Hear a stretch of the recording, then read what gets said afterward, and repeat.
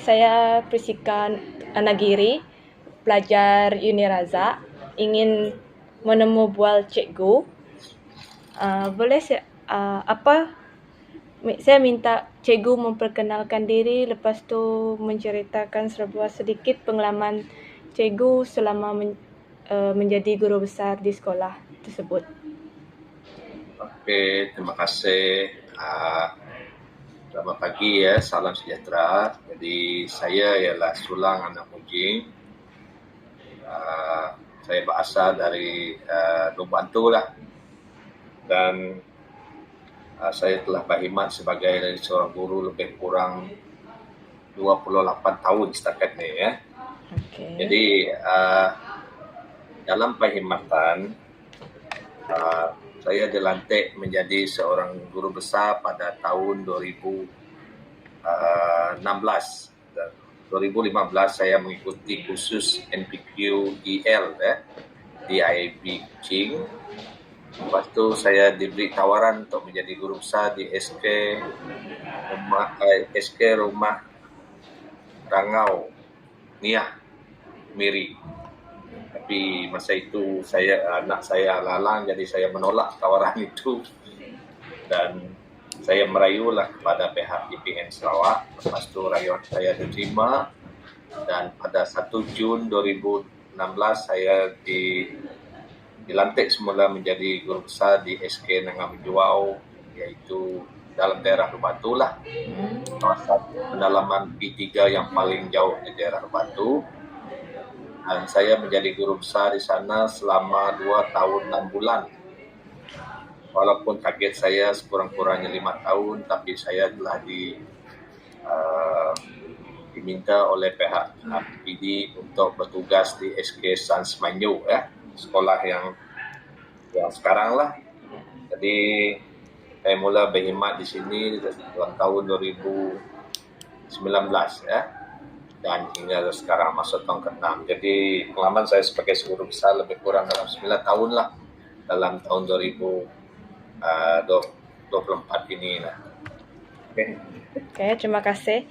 Sir, di sini saya ada beberapa soalan yang ingin diajukan kepada Sir.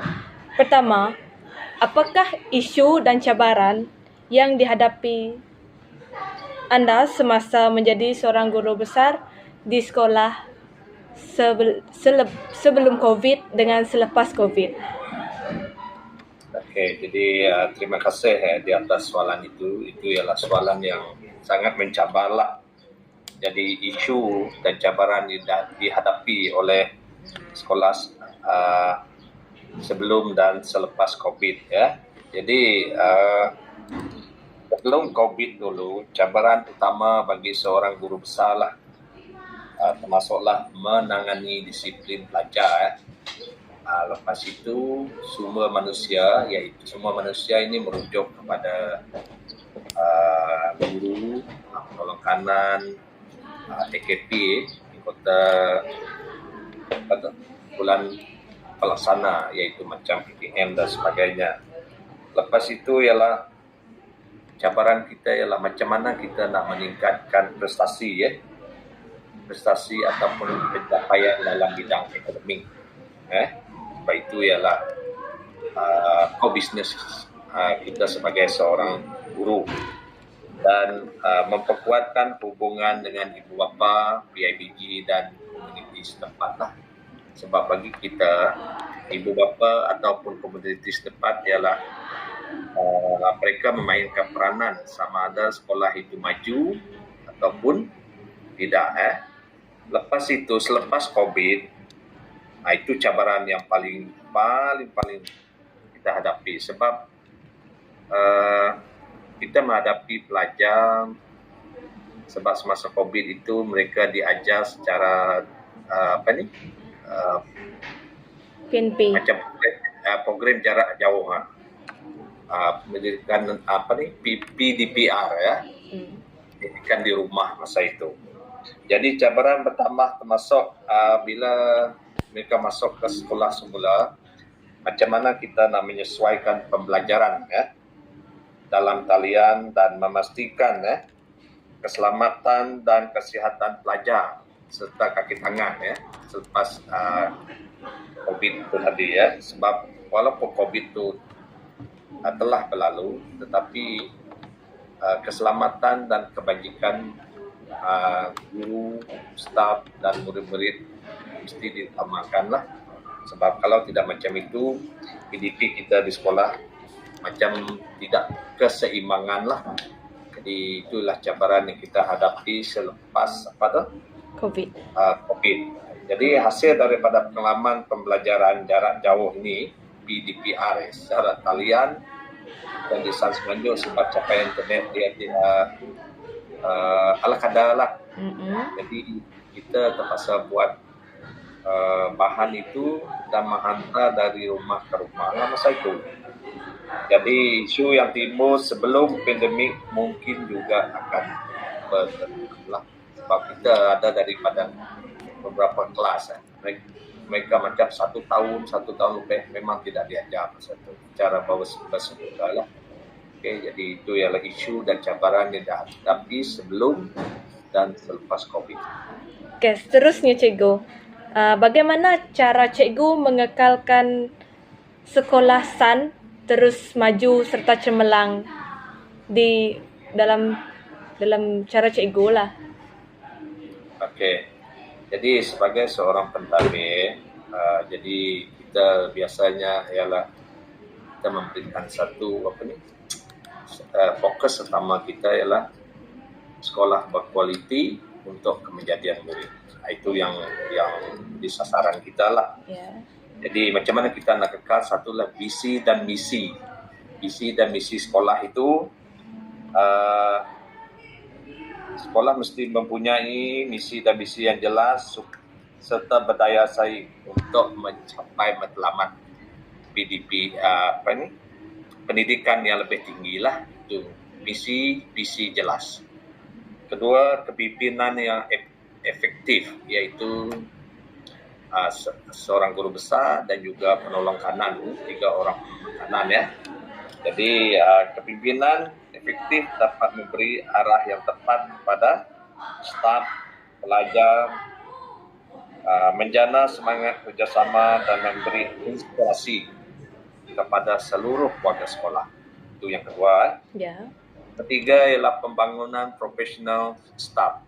Biasa kita buatlah di mana guru besar ataupun penolong kanan memberi tumpuan kepada pembangunan profesional staff termasuk latihan berterusan, bengkel khusus yang sesuai untuk meningkatkan pengetahuan dan kemahiran. Contohnya yang lebih senior membimbing guru-guru yang masih barulah. Jadi kita selalu ada kakak bengkel ataupun PLC dan program mentor-mentee ya. Keempat, penyelaras kurikulum. Jadi guru besar mestilah menyelaras kurikulum. Kurikulum ini melibatkan akademik lah ya, dengan keperluan semasa dan menggalakkan pengajaran dan pembelajaran yang inovatif dan relevan dapat membantu sekolah terus maju. Jadi kelima, penglibatan komuniti. Saya ada sentuh tadi tentang PIBG lah. Jadi guru besar perlu menjalin hubungan yang kukuh dengan ibu bapa, masyarakat setempat dan pihak berkepentingan bagi memastikan sokongan yang mencukupi dan memperoleh sumber yang diperlukan untuk pembangunan sekolah. Sebab itulah PIBG memainkan peranan lah. Okay. Selain itu, bagaimana cara anda mengekalkan tingkah laku yang baik dengan para pelajar, dengan organisasi kekitangan yang berada di sekolah? Okey, jadi di sekolah biasanya kalau sekolah itu lebih besar dia bilangan staf yang lebih ramai dan bilangan murid yang lebih ramai. Jadi kita tahulah pelbagai ragam manusia Yeah. Jadi di sini ialah seorang pentadbir seperti guru besar haruslah memainkan peranan penting lah. Sebab guru besar mesti mencari pengikut sebab dia melaksanakan ialah guru. Okey. Jadi perkara pertama yang saya lakukan ialah menetapkan dan membuat teladan. Menetapkan dan membuat teladan, terutama standard tingkah laku yang diingini dalam mempraktiknya sebagai teladan. Contohnya mengamalkan nilai-nilai seperti integriti, di mana seorang ketua mesti berintegriti, komunikasi terbuka, maksudnya kita berkomunikasi dengan rakan guru, ada kesalahan kita secara terbuka, kerjasama dan hormat dalam setiap interaksi ya. Kedua ialah memperkasakan komunikasi, di mana guru besar perlu membina saluran komunikasi yang terbuka dan efektif 10 minit. antara staf, ibu bapa, pelajar dan pihak berkepentingan. Ketiga, memimpin dengan empati, di mana guru besar perlu memahami dan mengambil kira keperluan, kebimbangan dan perspektif individu dalam organisasi, yaitu membina hubungan yang positif dan produktif dengan rakan staf. Dan yang terakhir adalah membina budaya organisasi yang positif. Guru besar perlu memimpin dalam pembinaan budaya organisasi yang memupuk kepercayaan, saling hormat menghormati di antara satu sama lain, wujudkan sikap kerjasama dan pembelajaran yang berterusan. Jadi perkara ini boleh dicapai melalui aktiviti seperti latihan, perkembangan profesional dan inisiatif penghargaan budaya. Jadi kesimpulannya, dengan mengamalkan langkah-langkah ini secara konsisten, jadi seorang pentadbir yaitu guru besar dapat membina dan mengekalkan tingkah laku yang baik dalam organisasi.